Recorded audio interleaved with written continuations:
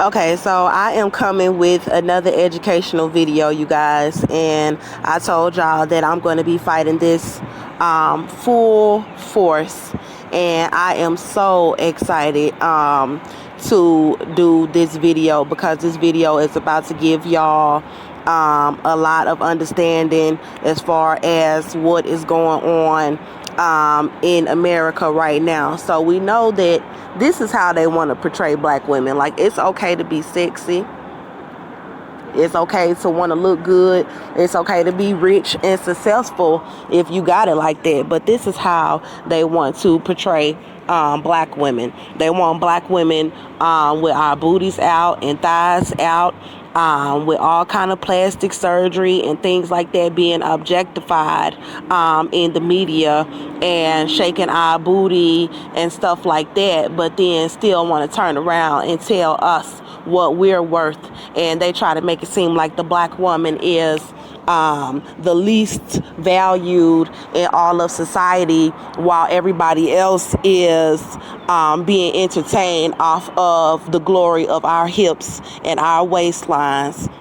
And now they are trying to turn a lot of black women into butch, to completely degrade the femininity of black women for white women, to where they have oppressed black women to the point where now you got black women trying to be men. You have black men that done degraded us so bad to where you have, here you go, to where you have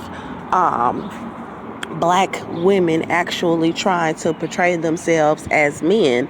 And I know what this stems from, and they can lie all they want to, but it stems from the way that African American women are treated in society. And a lot of these women probably did have a good father or good male figures in their life, but you have to look at how America treats black women as a whole, and they have completely tried to defeminize black women.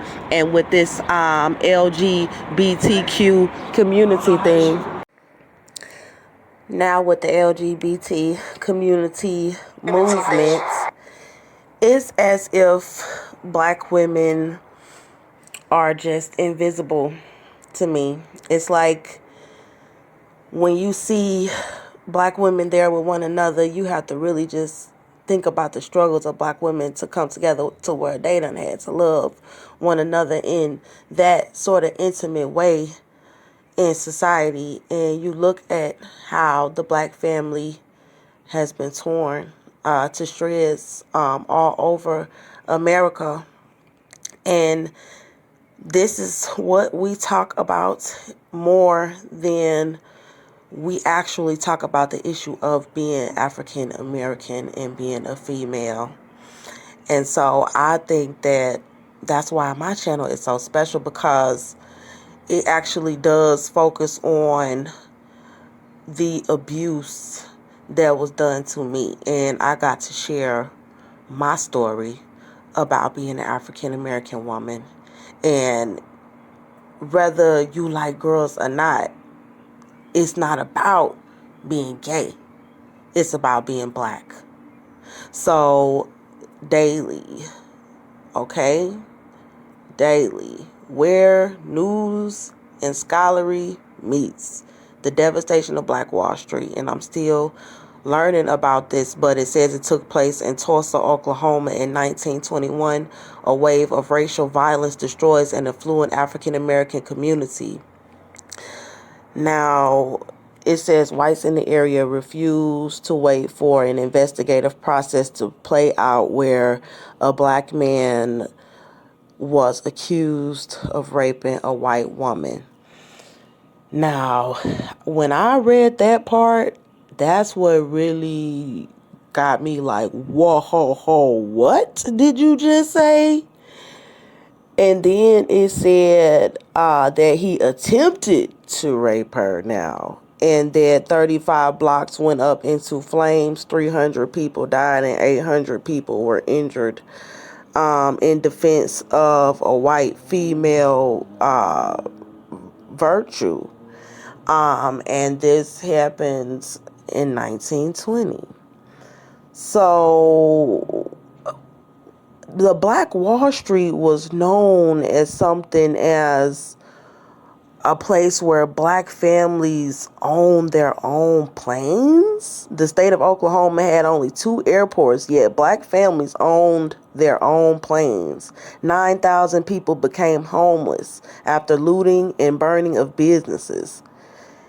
And I believe it said that people were killed.